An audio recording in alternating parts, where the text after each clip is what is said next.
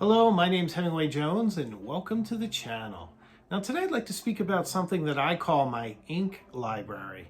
I've been using this technique for quite a bit of time and it's just a really great way to know what you're getting into before you fill up one of your pens with ink. And what a better place than this to talk about something called a library. This is my study and we're surrounded here by all my books and my collectibles. So I hope you'll join me as I speak about this, and please let me know in the comments whether or not you have some innovations that I didn't think of, or if you do something similar. I'd love to hear from you. Thanks.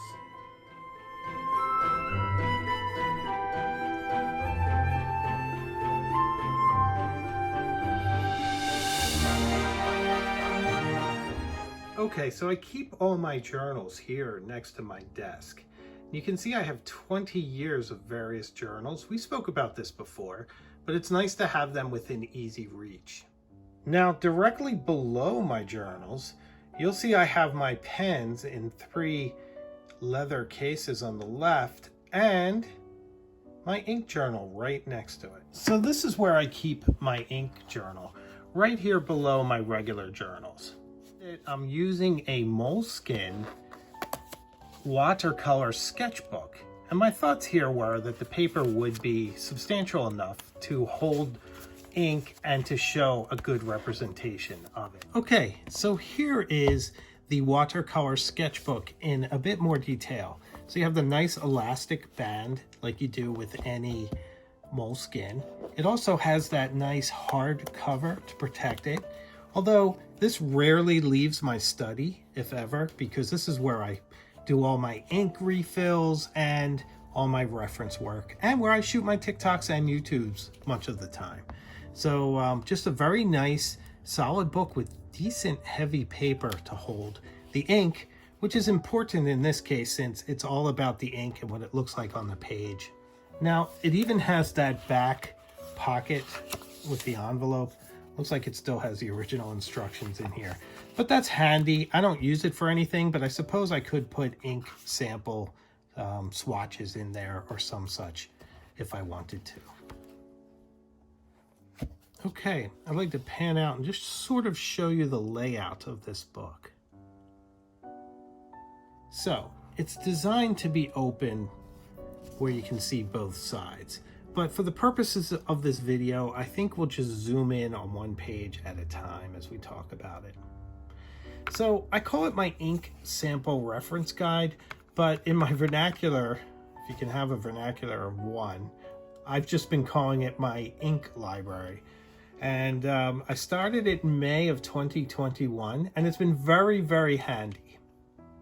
So here's a bit about the format. You can see I make a little square. I don't know what happened here. I mean, it would be nice if I had filled it up a little better. But the idea was to show the ink in its lightest form and then out as it shades or as more ink is heavier on the page. Now, where it's a little different is I also write with it, either in a pen or in a dip pen, just to see what it actually looks like on the page. Because that's where the disconnect was for me.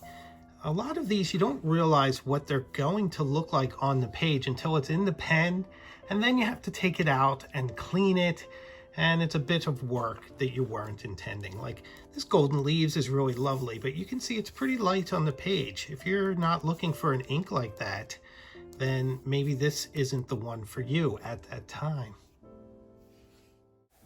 Another thing I do here is I do a quick review on the side of what I think of the ink, whether or not I like it, what its uses are, and that way I can refer to that as well as I'm filling my pens. It's very handy, and it's nice to have my thoughts down on paper. Here's some more color verse. This Redwood Forest is an awesome color. I don't think it gets its due. It does some nice shading. You can see that here. And here is Coast Redwood, another really nice brownish red.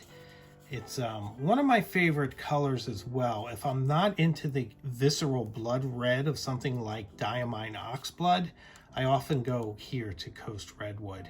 And this is sort of what reminds me of what it looks like on the page. Like I'm looking at this right now and I'm thinking, I need to put this Redwood Forest in a pen very soon. It's just so beautiful. I'm going to zoom in a bit so you can see.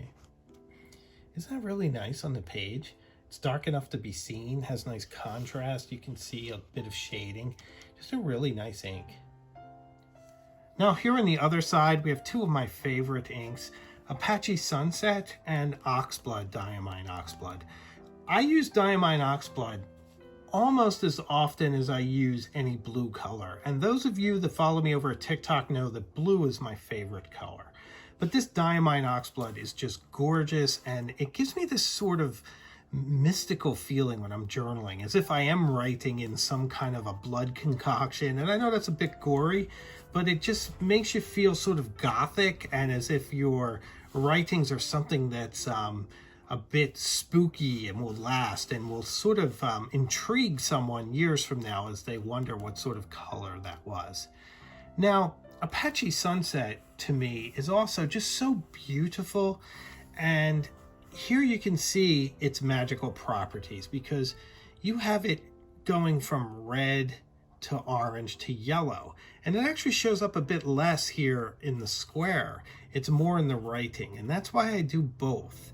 So you see that. Now, my one criticism of Apache Sunset, and the reason why I don't use it more, is that it just gets lost on the page sometimes. Sometimes it comes out very yellow, and especially on paper that has a yellow tinge to it, it can be nearly invisible.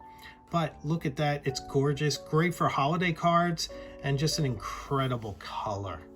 So here's an interesting one I think we should point it out in particular. This is the Caroube de Chypre, and my apologies to the French language, but by J. Herbin, and you can see right there the shimmer.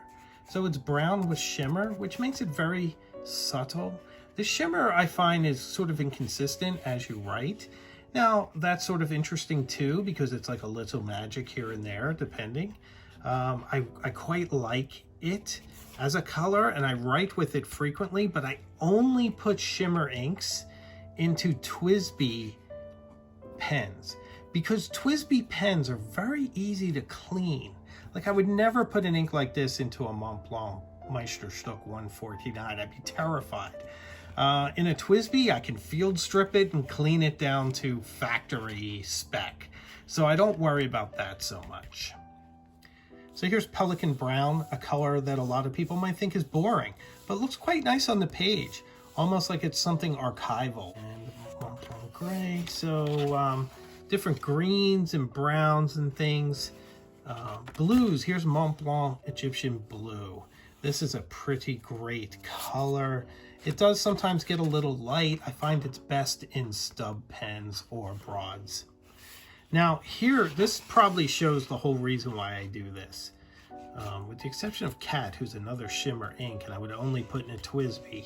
Look at some of these blues, right? So imagine if you want to use a shade of blue and you're going to put it in something like a Montblanc. Well, you're really going to want to look at each of these shades. This is one of my favorites, Sargasso Sea. I like sapphire blues. So you can compare all your blues. Pelican Blues Classic, just a nice blue. But I mean, there's so many blues. How do you make your mind up? Here's an interesting rarer color, Diamine Vivaldi. It's sort of a grayish blue. I quite like it. It's a nice substitute for black. I also started to do these little squiggles just to see it go from light to dark. You'll see it here too with the quartz black. Very nice. These are both great inks. Diamine's Writer's Blood is a great color. It starts to get into that Yamabudo, almost Bordeaux look to it. Quite nice. And Ancient Copper is underappreciated. I really like this in my Kaweco Brass Sport. And here it is next to it. It's just kind of fun. Copper is another metal, obviously brass copper. They seem to go together, so nice combination. Here's J. Herbin Poussière de Lune, one of those colors that you might ask yourself, what does it look like? I kind of forget. And of course, it's this beautiful aubergine color. It has a bit of shading. It's quite nice, quite lovely. It also has a neutral pH content, which is good to know. It won't be corrosive in your pens. Just a great classic color. And here it is in all of its glory for easy reference. Of course, Sapphire Blue versus Namiki Blue. And if you want to reference one of the other blues, you could just flip pages and sort of look at them that way and see which one would work for you. Parker Quink, did you realize it was that much on the green scale? Interesting, right? Okay, just to make it easier for this next part, I'm going to pan out just so that we can see both sides of the page. So this is how I use my ink library in practice quite a bit. This is the gorgeous Esterbrook Estie in Honeycomb. Isn't it just an amazing pen? Now, are some of you as obsessive as I am? Sometimes I want to just match the ink to the color of the pen.